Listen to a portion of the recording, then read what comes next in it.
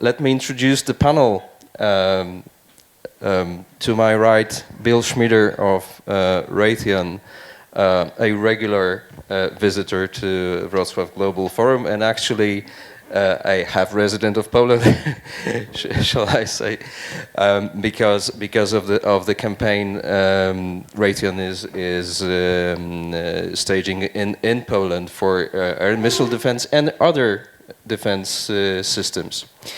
In the middle, we have Mr. Piotr Łukasiewicz, who served in both the Foreign Affairs Ministry and Defense Ministry, and he was Poland's ambassador to Afghanistan. Very important role for a Polish diplomat, and not for half resident of Afghanistan. Yes, and a first-hand witness of many important events there. And last but not least, Vago Muradian, someone who doesn't need much introduction really for those who follow the US and international defense journalism. Let me just say that after having spent a lot of time with defense news, Vago Muradian has departed the simple journalism in favor of being independent analysts, and I hope that in this capacity he will be even more eager to offer us his insight. Thank you very much. And my name is Marek Swierczyński. I'm defense analyst for Politica Insight, a partner of this forum. Let me just do some housekeeping rules announcements. You're all encouraged to tweet under the WGF16 hashtag. This forum is on the record. We have about an hour until the next plenary panel upstairs kicks off, which will be about migration to terrorism, transatlantic security, and the Middle East. And with that, I would like to start our discussion, and also I would like to reflect to the dynamics of the at least two panels which were held upstairs, because the debate of defense spending has been indicated as one of the key issues for the upcoming NATO summit in Warsaw. And of course, defense spending is crucial for defense technology community, for defense contractors, and for defense capacity and capabilities that we all need. To what extent is this defense spending debate influencing the proposing end, if you like? I mean, the defense contractors. Bill.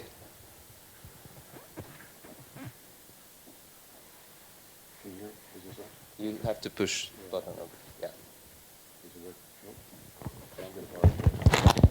Please have mine.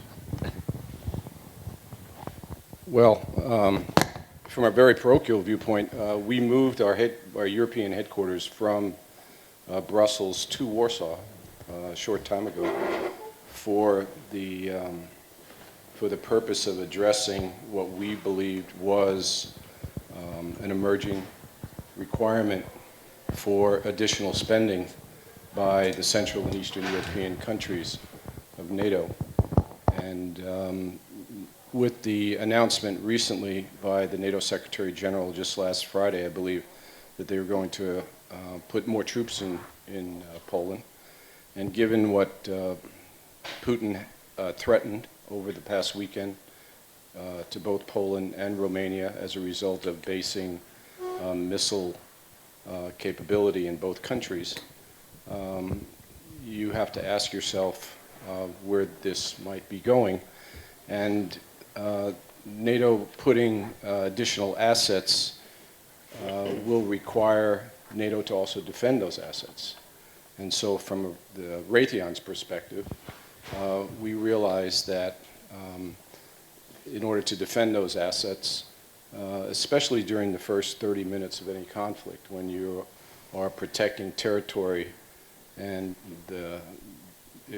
things can go in either direction, And given the continuum of the threat, we realize that there's a significant market for us and other defense contractors as well because of the deep strike capability that the Russians have. And so when you're defending against cruise missiles, attack helicopters, manned aircraft, and other things, you need a capability that's going to be able to defend those national and military assets. So you're talking about power plants, power grids, dams, not only just military bases, naval bases. So from an industry standpoint, we see an enormous market as a result of this decision. We will talk a little more about the Polish perspective later on, but I would like to ask Vago about the US one, because what we heard upstairs is that US is pretty much fed up with Europe not spending that much on defense. Poland perhaps being the opposite example of the country that tries to catch up. But spending an X amount of money on defense doesn't mean that the money is spent wisely. This is why the U.S. is pursuing with this new offset strategy, which means they want to offset, i.e., negate or reduce the advantages that have been acquired by some potential opponents. Tell us something about that. I mean, the money and funding factor for the future. Can everybody hear me without the microphone? I've never been, no, that's all right. I've never been accused of being able to speak softly anyway, so I'll try to take advantage of that now. Mark, thanks very much for the great introduction. It was a real balm for the ego, so I appreciate that. The third offset strategy, as Mark said, is, you know, the discussion in Washington is less about what the allies are going to be spending and much more on how the United States positions itself in this sort of unprecedented technological race, because for a very, very long time it was the United States that was sort of the dominant technological power along with its allies. And now you're seeing China developing incredibly rapidly in terms of a technological leader. It's surpassed now Europe, as we saw in Matt's slide earlier today, in terms of its R&D investment.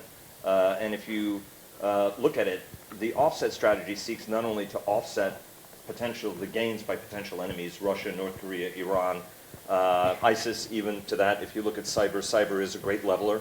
So a whole bunch of unanticipated people have cyber capabilities that we wouldn't have imagined. The Sony hack on part of North Korea was one of those sort of seminal events that everybody looks at. And there is a resource component to the offset strategy as well, because there is an understanding that the United States, even with a $600 billion baseline and supplemental defense budget, will still face resource constraints in this environment going forward. So the whole focus is really sort of fourfold and could have rather dramatic ramifications for Europe. Because anytime the US ship starts to feel a sense of urgency and starts to sort of raise steam, to put it in a naval analogy, it's getting ready to get underway and then to go very, very fast. And so Mark and I over breakfast were talking about how, you know, some of our allies have just built Link 16 capability, and the United States is already looking at quantum leaps ahead in terms of leaving Link 16 behind in the dust, potentially. The focus of it is the third offset strategy, which is sort of writ large how the United States and where the United States places its bets. Then there's the innovation strategy, which is how does the department get more flexible and bring an innovation into the Pentagon from all places that exist, whether it's Silicon Valley, whether it's allies.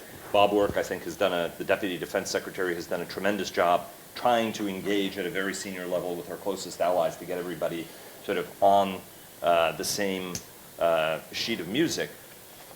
The question that is most debated in Washington is, what are the best ways to do this kind of leap ahead capability that keeps the United States ahead of potential adversaries that have access to the exact same technologies that we have? And so that's kind of the big challenge. Is it through multiple smaller steps, for example? Is it what the Strategic Capabilities Office, which answers to Ash Carter, and Ash sort of surprisingly publicly unveiled something which was born in secret and existed in secret for a while, which is to adapt existing systems to novel uses, whether it's air defense missiles for surface strike capability, whether it's a whole series of other systems, or is it giant, highly classified muscle movements, which is what the United States has done in the past. The second offset strategy, some of it was debated in public, the shift to precision weapons, sort of more integrated digital command and control, stealth, but a lot of it was done in extreme secrecy. And so there's this debate that's going on in US circles, how much of it is little stuff, how much of it is commercially adapted stuff, how much of it is going to be, sort of big muscle movements. I think that what it means for Europe is, again, an expansion of a capabilities gap, the likes of which we haven't seen in a while. I would say that Afghanistan and the Iraq wars were levelers and everybody shared in technology, and there was a greater openness on the part of the United States. Piotr was on a panel and was talking about how Polish soldiers were looking at foreign systems because they were rubbing with troops and saying Humvees are better than some of the vehicles we had, for example. US soldiers were saying the exact same thing. They were protected by Israeli armor, British and French electronic warfare systems, other systems from other countries. And so there was like an increasing openness to, hey, let's leverage the global economy and get what we can as long as it scratches our itches, because we have big problems to solve in a fixed amount of resources. That can be both a good thing if everybody gets on the same page and starts moving forward together. It's potentially a negative thing if the United States train goes sort of barreling out of the station without sort of bringing everybody else with it. Let me just add to that not all of these innovations may be very, very high-tech innovations. Correct. Like the Arsenal plane, which is basically a B-52 packed with high-tech drone technology. Absolutely. Yeah. And that's the whole thing, is the balance of some of this may not necessarily be entirely new. Parts of it can be new, but a lot of it can be existing systems, and also some of it is doctrinal. There's an enormous amount of effort put into doctrinal thinking on how do you potentially use very differently the things that you may have now in your arsenal or in the arsenals of your allies. Let me use the sort of battlefield experience of Piotr. Is it true that in a battlefield situation, good enough is better than the best? Well, first, thank you very much for the invitation to this panel. And as your ego was inflated, mine is a little bit humbled, because I dare to represent rather humble reality of Afghanistan or Pakistan or Iraq. And it's not better or worse equipment that influences the battlefield. It's just what Vego quoted me from yesterday. It's unified equipment. What I meant yesterday is that when you see why ordinary soldiers prefer, if they would, if they were in a position to buy equipment for the future use, they would probably choose Humvees, Black Hawks, and the type of equipment that was used in Afghanistan, because they know it, because it is, they would easily say, why should we buy something different if we got used to it? And our coalition partners have provided us with the maintenance and the logistics for that. So that was, it wasn't rather the question whether it is good equipment or bad. Well, our Rosomax, the APCs that we used, I think it was the best equipment possible in Afghanistan, much better than the other similar type of armored vehicles.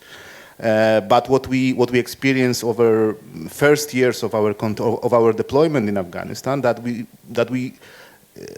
limped when it came to repairing the Rosomax and just maintaining them properly to be used on the battlefield. Later we catched up with the maintenance. So it's not the question of whether this is good or not. It's just it should be easy enough and known enough to be maintained. And just to give you another example, that's why I said that I represent the Afghan reality. If you have a mission as your goal, you want, of course, you want to succeed, and you have a coalition partners, and I'm talking about, in this case, Afghan police or Afghan National Army, and you see NATO moving in Humvees, Rosamax, and using this very sophisticated and very well protecting our soldiers' equipment. And then you have, on the same patrol, on the same mission, you have ANA, Afghan National Army, driving this very, very usual, if you know what I mean, vehicles, and being exposed to all kinds of threats, which we were protected very well with our thick armors.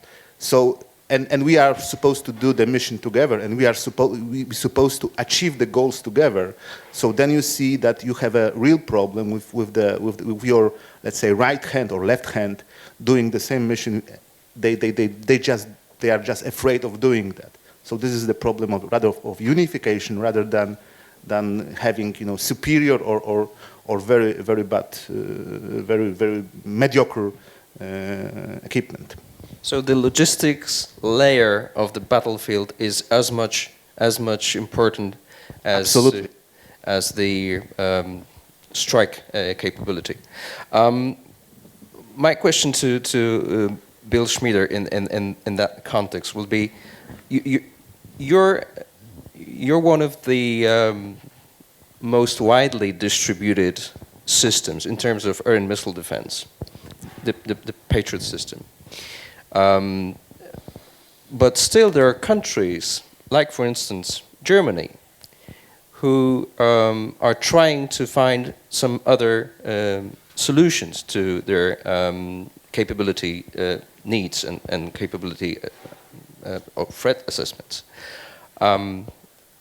How to combine the logistics requirements of having uniqueness on the battlefield with those ambitions of different countries? Well, Marek, that's a tough one. If you have an unlimited budget, then you can afford to do that, right? That's why we tend to keep systems in play for years and years, sometimes after we believe the system has outlived its usefulness, because the logistics tail is so important. The logistics tail for most major systems is 2 to 3 times the cost of the actual procurement of the original system. So it's completely understandable that Germany and every other country that has a threat would look at the potential of new and better systems. It goes to the very heart of what we're trying to do, and that is to overmatch the adversary, right? So if the adversary has an X capability, you want to be able to beat that capability times 3. And so when Germany or any other country wants to look at a new system, they have to consider the logistics tail of what they already have. Patriot has been in play. I mean, there's 13 countries around the world that are using Patriot today. They're being fired in combat situations as we speak. The results are classified, but suffice to say they've been very, very successful in what's going on right now in the Middle East. They're deployed on the Turkish border between Turkey and Syria, and they're deployed by the Germans, the Dutch, and ourselves. And so, I mean, you ask a good question. Why would Germany look at an alternative? They need to, because the threat is evolving. Whether that alternative actually meets their requirements, whether it's there on time, whether it meets their cost goals, that's TBD. One of the challenges that stands in the title of our panel is certainly the time frame of military procurements, especially in high-tech, top-end systems. I know that it is a headache in Poland. We have procurements ongoing that should have been perhaps concluded earlier. But it is also a headache for such a country as the United States. And I know that in this review of military procurement policies that is going on in the United States, the time frame issue is one of the most crucial. Vago, could you tell us how the US is thinking it could shorten the time of or the time horizons for deliveries? It's a very, very big focus. I mean, one of the things that Ash Carter said right when he became the acquisition chief now almost 8 years ago, was time. That time is actually the most important factor you have on any of these. That's what drives budgets. That's what drives cost, is time. I was in an off-the-record session with some Silicon Valley guys, and they were sort of noting with some amusement about how the major defense contractors had managed to monetize time. They were saying that we as Silicon Valley guys, 5 months is an eternity for us. We can't meet for 5 years to continue to have meetings to discuss what the future of a system is. They're like, in 5 months, my funding is going to expire from my investors are going to be like, hey, look, where are you on this thing? There is, the Senate Armed Services Committee, the House Armed Services Committees both have suggestions to help the Pentagon. Some of those, I think, are meant better than perhaps the results that they're likely to deliver. One of the key things that the Pentagon is focused on is program execution. Keep it simple, strip away any unnecessary requirements, focus on the basics, and deliver. Make better cost trade-offs in terms of, do we need to spend 90%?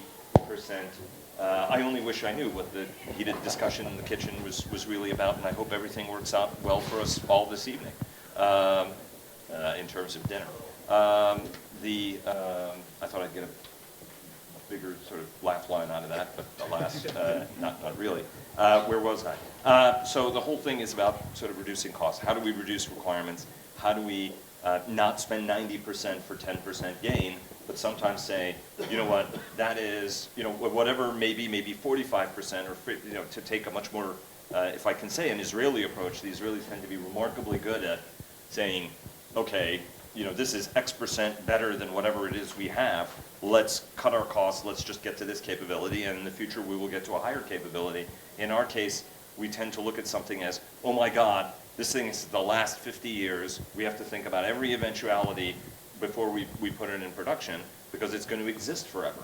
As opposed to saying, it may be a lot cheaper and a lot smarter to say, let's just get it to this capability and spend a little bit of money. And we know that in 10 years it may be obsolete anyway, so let's chuck it and let's go to the next generation of technology. So I think, and then with the U.S. also, because of its sheer size, had an acquisition core problem. The fundamental defense acquisition core, the civilians who do the buying, the procurement of the weapons, I shouldn't say the buying, I mean the development, the acquisition in its classical sense, were gutted. So when the Cold War ended, there were a lot of many of them prominent Republicans, by the way, who said, oh, the acquisition core is too big, they're shoppers, we're going to outsource this capability to defense contractors anyway, so we can shrink. And so the Pentagon lost a tremendous amount of expertise that it had to do systems engineering and everything else. So part of it is to rebuild that capability within the government so that it can make the best decisions ultimately for things that are in its interest and are costing, tens of billions, if not, hundreds of billions of dollars ultimately, like Joint Strike Fighter, for example, which is just a titanic program. Following on the structural thing, Ambassador, I would like to use your MOD experience in that respect. Do you think a country like Poland has sufficient structure to do as ambitious procurement programs as it has launched? Well, certainly it has structure, it has proper administration, it has proper budget, I would say, if it has it. The problem is that over the last couple of years, over the last 10 years, we experienced two major cuts due to the deficits and budget problems, which put tremendous pressure on the military psyche, I would say. I remember time 2009 and 2013 when we were forced to. I left MOD 2012, but I remember the times, and I know from the relations of my colleagues that they were pushed to save on the printing paper, and all investments were halted except for the investments that were created under so-called Afghan package, which was untouched on 2009. So So certainly there are structure, there is a preparation, professional preparation, there is a awareness, legal awareness of the. I'm not a specialist in procurement, but I believe that we fit the, let's say, usual estimate profile of the European country, but the problems are elsewhere. They lie elsewhere. They lie in a government, not in a MOD. So we don't have a policy? Are you suggesting that we still don't have a strategy on procurement? No, what I mean is that the policy, if there is a policy, it's very often driven by the current events, not necessarily related to the strategic situation of Poland or the challenges, even in a security area. There is, you see, what really changed from 2009 or 2013 situation? Of course, now we have a Russia in this so-called immediate threat, but there were all kinds of threat before, and yet it did not prevent government of cutting investment. So, so this is the real challenge, that the policy is very often driven by the events that are not necessarily connected even with the security reality around Poland, around our region generally. Let me take Bill's account on the structural issue. You've been in constant touch with both the MOD and the Armaments Inspectorate, which is doing perhaps half of the procedures in respect to military procurement, and you have witnessed the government's change in the course of the procurement. So this is a unique experience. Can you share us your views in terms of how much the government's change impacted the approach that the government takes on military procurement? Well, I think whenever you have a change in government, the Republican, the Democrat, vice versa, or the change that you just experienced here in Poland, you have to assume correctly that the new government is going to take a relook, if you will, at major procurements. And these are huge procurements. If Poland goes ahead with their plan, they're going to spend somewhere in the neighborhood of $45 billion in the next 10 years. I would argue that whether you were talking about the United States, UK, Germany, France, Poland, any of these countries would have an enormous problem with absorbing that sort of procurement. And when you take into account that the government has just changed, many of the procurement people that are in the system are likely moving, if you will, it's a real challenge. And so our experience has been both positive and negative. The negative is that we've experienced some delays. The positive is that we are moving forward now rather quickly. Delays are always frustrating, but when you realize it's been 6 months, from a contractor standpoint, you want to be under contract tomorrow. But a 6-month delay, an 8-month delay is not a big deal. And it has to be anticipated. Somewhat frustrating, yes, but been in the business a while and it's not unusual. And I would say, to echo my colleagues' words, the system is extremely professional. It's very clear what the system is looking for. It's just a matter of we're overwhelming the system right now with new procurement. So we're not just talking IAMD, we're talking about cyber, naval modernization, UAVs, logistics, and all the other things. And while we assume that ours is the most important procurement, it's really up to the country where to put the emphasis. So, Vago, I would like you to tell us what is the scale of the Polish procurement program from the bird's flight, from the position of an international broadcaster and defense analyst, and what trends does it reflect in the global defense spending? Well, look, I mean, everything is a question of scale. $45 billion is a huge program. But if you look at it from a United States perspective, and you consider that our, base budget is $535 billion. On top of that, we have another $60 billion, and that's each year. It just shows you from a scale standpoint how,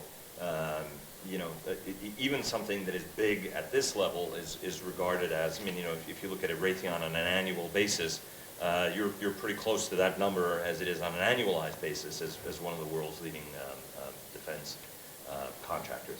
I think that what it does show is, look, we're in an, everybody's requirement depends on where they sit and what they see as their primary challenges. If you're sitting here and the Soviets the Russians on the other side of the border, sorry about the slip of the tongue, but it is awfully Sovietique, isn't it? On the other side of the border have back to the Cold War, right? There are 3 divisions on the other side of the border. There are ammunition emplacements. There are airplanes that are in revetments. NATO now is just getting its act together, and its aircraft are sitting on open runways, for example.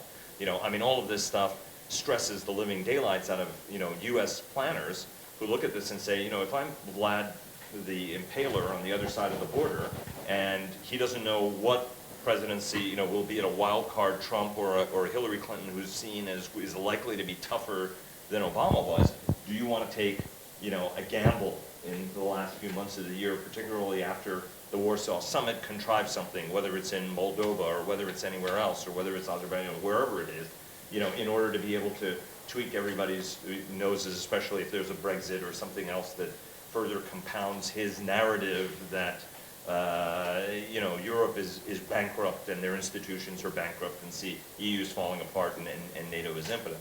So if you're sitting here, air and missile defense is a priority capability when the other guy has the ability to reach out and touch you, whether it's with Iskanders, with only conventional, warheads on it. I think that air and missile defense is something that everybody's focused on. If you look at it from an Asian perspective, the Chinese strategy is investment in strategic rocketry, the DF-21, the DF-26. All of these systems are designed to pressure the United States, pressure its bases, pressure its allies' bases. If you look at it from a Chinese strategy perspective, I don't remember where it was that I read it, but part of the Chinese strategy is, for example, to tell Japan, you covet Kyoto, don't you? Kyoto escaped a lot of the worst. How about, we level Kyoto that's beloved to you, and you just tell the Americans to, get out of your country or something like that, So, can you compel a nation to not become a vassal state exactly, but, to get them to ease and to back off. So air and missile defense is going to be a critical capability. Enhanced cyber, you're seeing a lot of the same trends everywhere. The notion of, a better sensor to shooter link, right? Some nations have perfected that. The United States is being one of them. Israel is another one of the countries that has become extremely professional at linking all source intelligence to be able to deliver, ammunition in a specific place. Every single one of America's allies benefited from it and also gained tremendous precision, attack capabilities. So I think these are all sort of lasting, capabilities, along with also, as Peter said, the supportability of systems. That becomes increasingly integral. Britain, I think, was one of the leaders of it. There are others that from the very beginning have said, look, my system has got to be sustainable. It can't be the best system in the world and it not be something that's easily supportable in the field or under stress. And that's where certain proven systems, come to the fore, where it's like, look, we know that come hell or high water, that Patriot system is going to work, or that F-16 or As Vago has mentioned some of the high-end systems, I would like to ask Piotr about what is most important on the lower end of the battlefield. But before you answer, let me just tell you that of course there will be time for your questions in a few minutes, because I can see all the familiar faces, but also some new faces here in the room. So I guess there will be at least a few questions. So Piotr, from the infantryman perspective, what should be there? Just let me first address what you said, the single word, urgency. in a procurement. I remember still. I'm referring to my Afghan and Iraqi experience. There was a sense of great urgency when it comes, for instance, for helicopters. I almost died in our Mi-24 or twice when we crashed into MRAP. And it was just because of the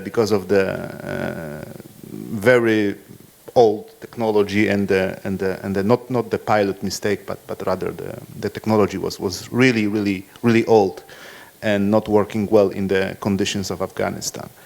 And there was this sense of urgency in 2009, 2010, 2011 that we need to do something about helicopters, and that this is and all governments involved in Afghanistan, all MODs involved with this mission knew that this is something that we should address as fast as possible. Happily, thanks God, we have 2016. The mission has ended. Both missions has ended. And we are flying with this Soviet Soviet helicopter. So I wouldn't put that much stress or meaning to the word urgency in our reality.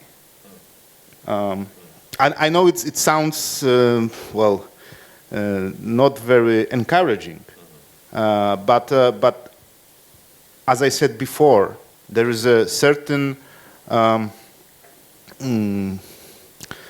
upper hand from the we are discussing right now this 500 plus zloty policies, social policies, over even the most crucial, most important military expenditures here in this country. So the urgency is it could be really misleading. I hope it's not. But it could be a misleading term in this reality. When it comes to the single soldier equipment, I believe, we are past the situation. I still remember that from Iraq. Our magazines from our pistols had the tendency to fall out of pistols. The famous. That's just inconvenient. Very much. So we had to plaster them. That was really difficult. Then they improved. I believe our soldiers are equipped with especially we had these lessons of the overseas deployments where we could actually compare the equipment, and it's really I think up to the modern standards. Also the communication, let's say low-level communication, battlefield communication is sufficient. I don't see anything to do something extra. But I would rather, my educational background is cybernetics. From Military Academy of Technology, so that's why kind of my favorite. Again, the problem with the cybersecurity here is also that it's not the question of the lack of the ideas, lack of the professional cadres to fill the proper positions. It's rather the question of the organization of the system. We are still in the middle of discussion, unfortunately, how to build the proper structure of the cyber defense. There are competing ideas whether the approach should be like a networking approach or centralized, and this is the problem actually. And by the way, not only for the military, because cyber defense doesn't exactly. It's not only about the military. Right. Again, so I'm being ambassador's position is former ambassador position. I like to talk too much, but I would rather focus on a strategic level, and then from the general point to address the issues that are actually quite easy to address and to fill the gaps. Okay. Are there questions? I can't see any questions. Oh no, there's one. Sure. My name is Jeremy Stislicky. I work for Senator Tammy Baldwin from Wisconsin. Can you please repeat that with the mic? Sure. Hi. I kind of have an issue like Vago. I don't normally need a microphone either. My name is Jeremy Stislicky. I am a national security advisor to a United States Senator, Tammy Baldwin from the state of Wisconsin. I wanted to pick up on what you said regarding the importance of logistics in the supply chain, and I know this panel is focused more on maybe procurement and modernization, but what we've seen in the past is that without an accurate estimate of life cycle costs, training dollars, O&M type stuff, you can have all the newest toys that you want, but perhaps you have a hollow force. Perhaps you have readiness issues. If you look at kind of Poland's thinking on national security and also other NATO allies, are they looking at the readiness issue as well? For anyone?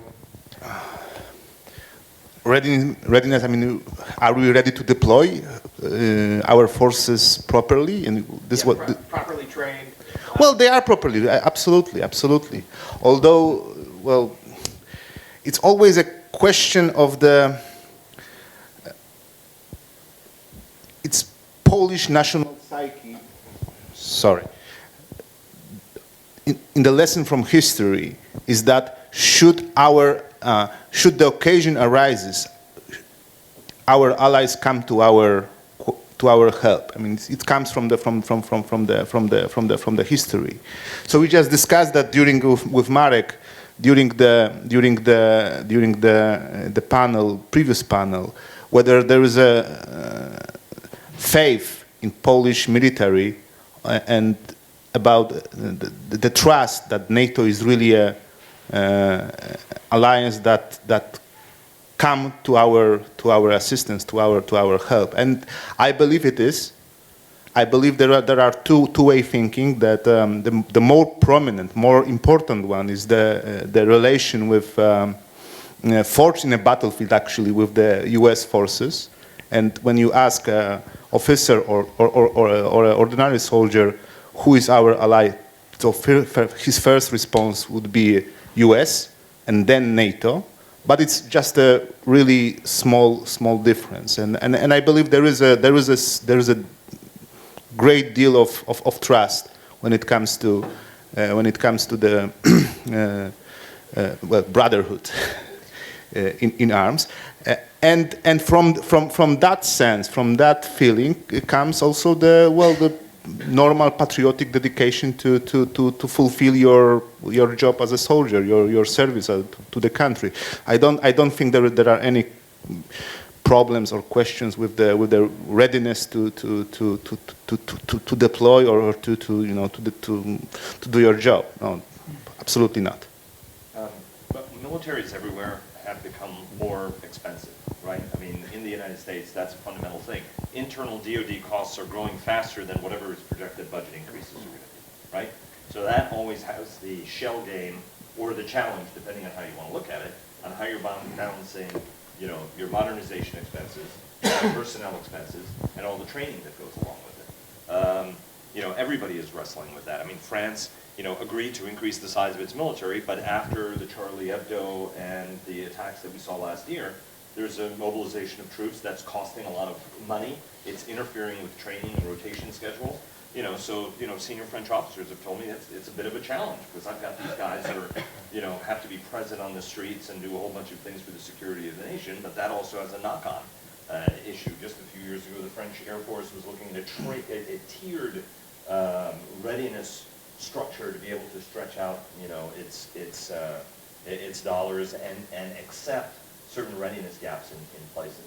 I would say that on our behalf, I think that one of the acquisition reforms is where do you draw the line on, which I think, by the way, John McCain's thing about putting the service chiefs in charge, in greater charge, is potentially problematic because some of the untenable requirements have been generated by the military services, right? But Frank Kendall, the Pentagon acquisition chief, was not the guy who demanded a littoral combat ship that has to go, 45 knots, right? That wasn't a requirement that he imposed, and instead, at a time when we're focusing on Asia, we have ships that are very fast, and the contractors did exactly what they were required to do, in terms of delivering this high-speed ship. The trouble is at high speed it has no range. And in the Pacific, I'm not that good with math, but it strikes me that things are very far away from each other, right, in Asia. It's not Europe, it's Asia, and there's like a lot of space, a lot of water out there that you've got to cover in airspace and all this other kind of inconvenient thing. So I think that's a challenge that everybody is looking at is, you know, how do you reduce your operations and your support costs over time? And I think our European allies, because they've been constrained by money, tend to make better calls. You know, they'll look at a speed of a ship and say, you know, 30 knots is fast enough, since its vast lifespan is spent at 12 knots, right, is the normal speed of a warship, right? Everybody wants to think everybody's blasting around at high speed. That happens very, very infrequently in a real-world situation. So, you know, am I going to design this ship for the, you know, or do I design it for the meaty middle?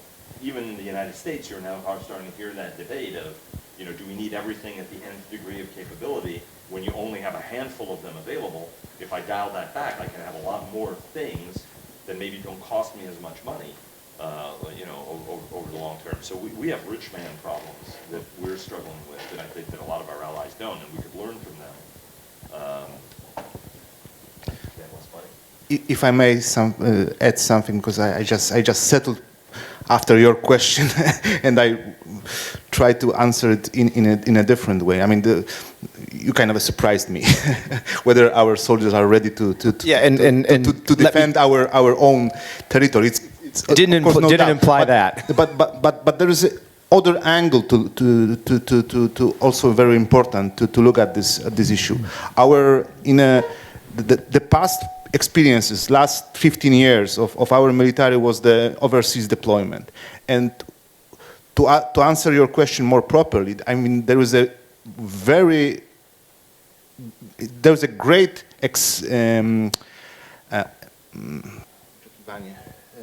expectation, sorry. There's a great expectation of being deployed again overseas in partnership, in coalition with the... So I believe that the future very near deployment in Iraq or other Gulf countries with the mission against ISIS are welcomed in our military with great excitement and again, not as an opportunity to, you know, to increase your own home budget, which is also important for soldiers, and it's past the deployment, but as an opportunity to work again with the coalition partners, preferably US. So that readiness is always there and also there, and it's really important for let's say our internal military development. So. Great, thank you.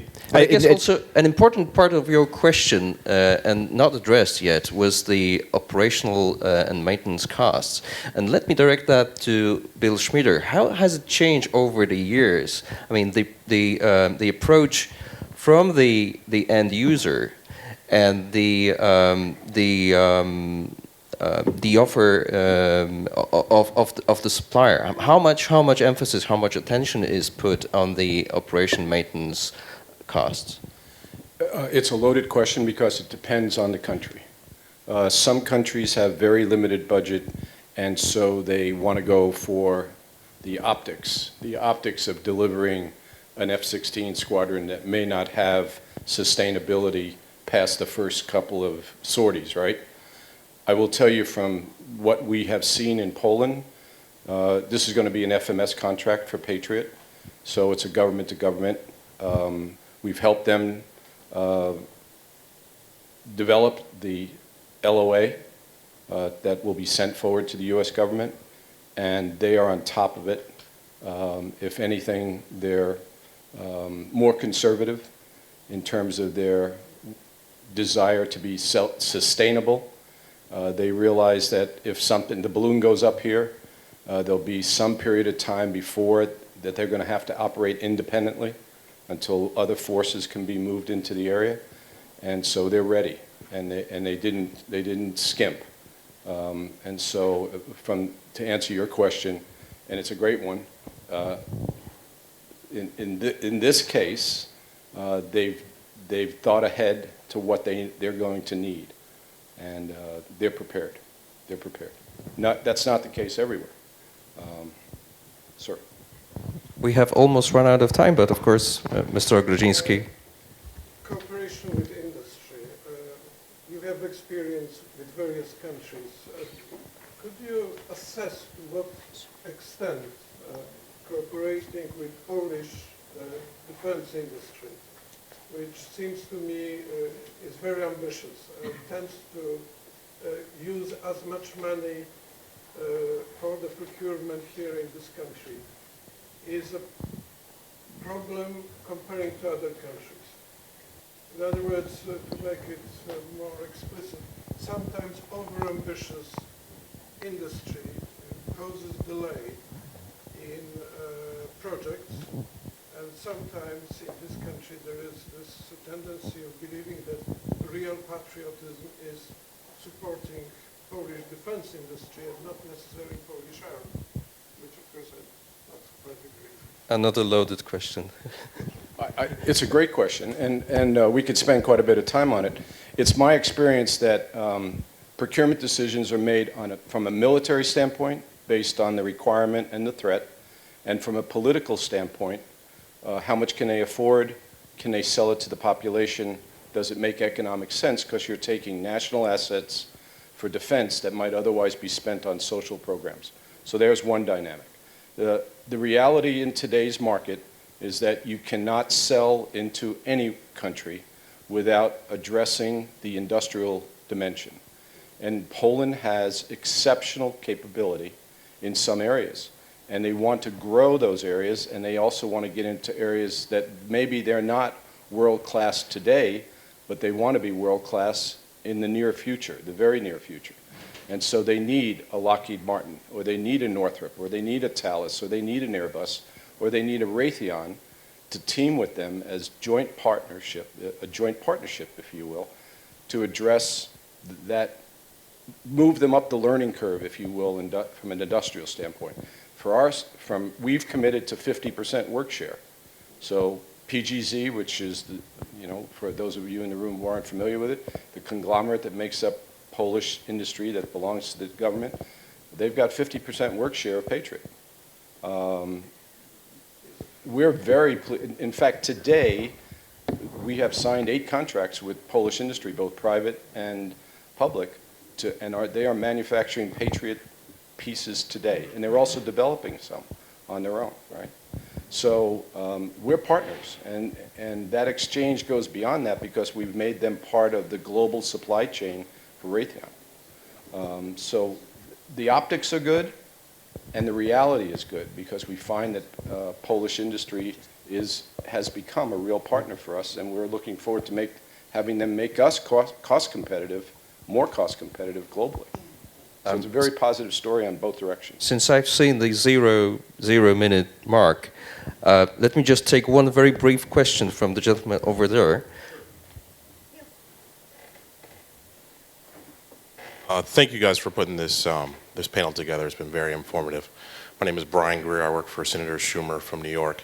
Can you guys, you spoke to earlier about the Patriot system, and now with the Law and Justice Party taking over and changing politicals throughout the government, you said there was a 6-month delay. Can you speak to a timeline for if you think those delays are going to end and kind of how the process is continuing to play out? And then also, you spoke to helicopters and the importance of technological advancement. I've seen in the news that the Black Hawk program might be recompeted. Are you guys planning on buying additional Black Hawk helicopters from other competitors outside of Airbus? Let me just clarify that it wasn't a Black Hawk program that is going to be recompeted, but it was a utility helicopter program and ongoing procurement actually won by Airbus. Which, yeah, the EC-725. Which Black Hawk wants actually to be reviewed. But I guess, again, this is for Bill to answer. The program has gone a bit slow because of the change in government. We're seeing it pick up speed dramatically right now. They've identified an IOC, initial operating capability date. We're going to meet that at operational capability date. We assume that the things will coalesce over the next few months, and we hope to be under contract by the end of this year. All right, and Vago.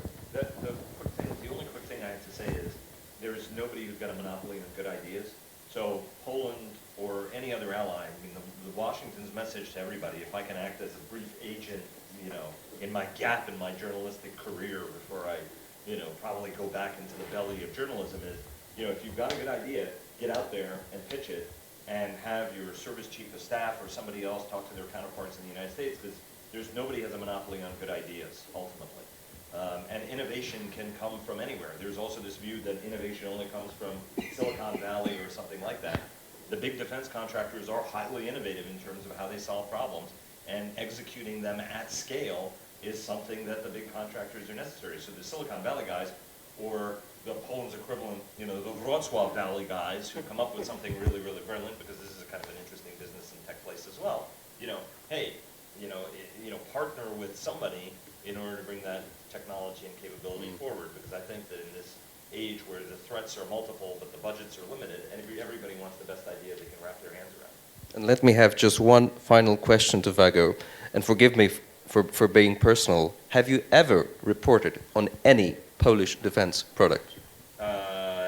Yes. And what was that? Well, it was the Bumar guys a long time ago. I'm not necessarily sure that we can like sort of sit here and have this long, at various different stages of it. But we were always lucky that I was the editor and had somebody very good always covering Poland at one point or another. So it became something easy. Very tricky question, Mark. Very good. I want to hear more about the Mi-24 collision with an MRAP. I mean, that's sort of something more interesting about helicopter MRAP.